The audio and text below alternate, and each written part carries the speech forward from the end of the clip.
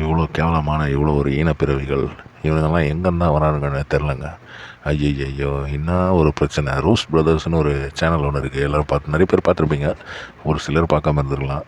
Rose brothers வந்து மொத்தமாக திமுகவுக்கு சப்போர்ட் பண்ணுவாங்க அப்படின்ற மாதிரி ஒரு டாக் இருக்குது. ஆனால் அவங்க சொல்கிற நிறைய விஷயங்கள் வந்து லாஜிக்கலாக கரெக்டாக இருக்கும். அதுதான் நான் பார்த்தது வரைக்கும் எனக்கு புரிஞ்சது அதுதான். தாவேக்காவுடைய ஒரு தொண்டன் இல்லை ரசிகன், விஜயுடைய ரசிகன் அப்படின்னு சொல்கிற இந்த பிக்சரில் இருக்கிற ஆள் வந்து ஒரே கதை. அங்கே வந்து என்ன அதுவா இதுவா, நான் பாலமுருகனுக்கு தான் டவால் செய்கிறேன் அண்ணங்கிட்ட, அண்ணா வந்து எனக்கு நிற்பார், எனக்காக வருவார், தாவேக்கா தலைவர் விஜய் தான், அடுத்த எலெக்ஷனில் அவர் தான், என்ன சொருவிடுவேன் அது இதுன்ட்டு கொலை மிரட்டெல்லாம் விட்டு இப்போ போலீஸ் அரெஸ்ட் பண்ணியிருக்காங்களாம்.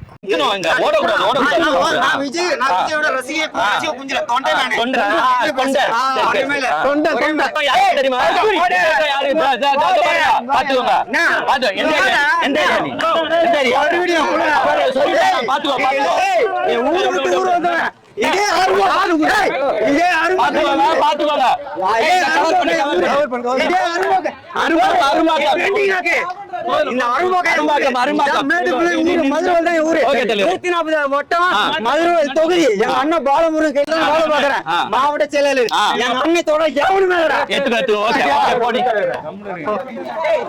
நடுவில் வந்து ஒரு மொட்டை பாஸ் ஒருத்தர் வந்தார், பார்த்துருப்பீங்க. அவர் வந்து இந்த பையனை வாடா வாடா வாடா அப்படின்ற மாதிரி கூட்டின்னு போகிறாரு. ஏன்னா உங்கள் தலைவனே ஓடி ஒழிஞ்சுன்னு இருக்கான்.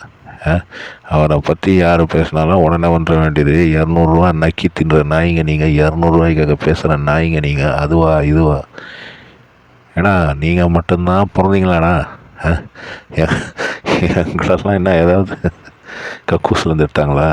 ஏன்னா பைத்தியக்கார அசிங்கமாக வருதுங்க வாயில். ஆனால் வந்து ஈவனுங்க லெவலுக்கு நம்ம வந்து பேசக்கூடாது அப்படின்றதுனால நான் ஒன்றும் பேசாமல் இருக்கேன்.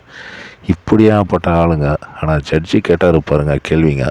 ஜட்ஜி வந்து தமிழக அரசுக்கும் கேட்குறாரு, இவங்களுக்கு எதிராகவும் கேட்குறாரு. இப்போ வந்து என்ன சொல்கிறானுங்கன்னா, ஜட்ஜி வந்து திமுக காரலாம், ஜட்ஜை 200 வாங்கிட்டாருன்றப்ப இவனுங்களெல்லாம் என்ன செருப்பில் ஏதோ முக்கின்னு அடிக்கணும்னுவாங்க அந்த காலத்தில், தொடப்ப கட்டியதுலேயே அதை முக்கிட்டு அடிக்கணும். அந்த கதையை எனக்கு வந்து இவங்க கதைங்களை பார்க்கும்போது எனக்கு அதுதான் ஞாபகம் வருது. ஏன்னா இவ்வளோ கேவலமான ஆளுங்களாடா நீங்கள்.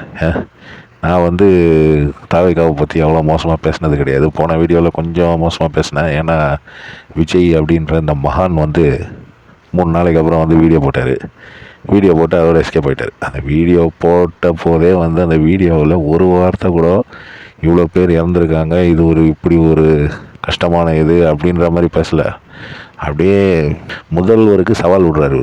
என்ன சிஎம் சார், என் பழி வாங்கணும்னா என்ன பழி வாங்க, என் ஆளுங்களை தொடாதீங்க, அப்படியே சினிமா டைலாக் மாதிரி பேசிட்டு அன்றைக்கி அந்த வீடியோ எல்லோரும் பார்த்துருப்பீங்க.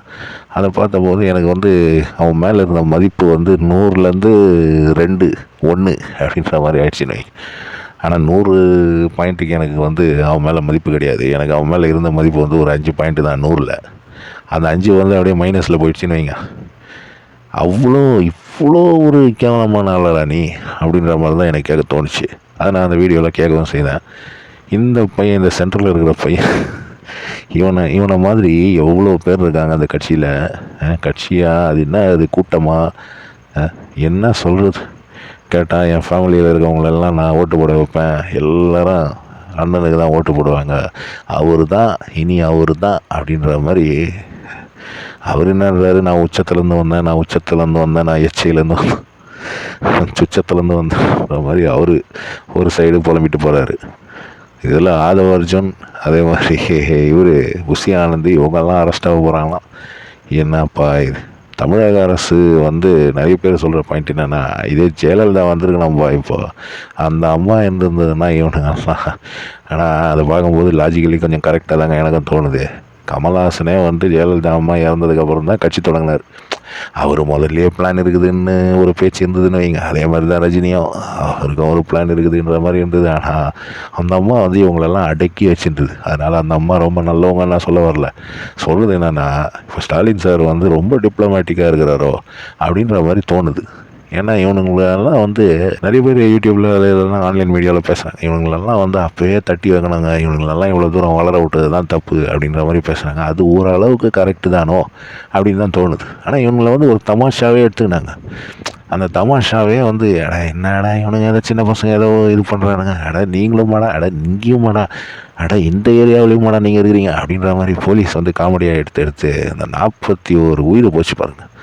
அப்போ தான் வந்து நம்மளுக்கெல்லாம் வந்து அந்த ஒரு நினைவே வந்துருக்குது. ஐயோ இது ஒரு காமெடி பீஸ் கிடையாதுடா, இதை வந்து வளர விட்டோம்னா இது சமூகத்தையே கட்டுற போல் இருக்குது, நம்மளுடைய ஃப்யூச்சர் ஜென்ரேஷனே கட்டுற போல் இருக்குது அப்படின்ற மாதிரி ஒரு நிலைமைக்கும் வந்துட்டோம். நம்ம என்னத்த சொல்கிறது, இந்த மாதிரி ஆளுங்களெல்லாம் வளர விட்டு கேட்டால் நான் வந்து விஜய் அண்ணனுக்கு தான் ஓட்டு போடுவேன், அவர் தான் இவர் தான்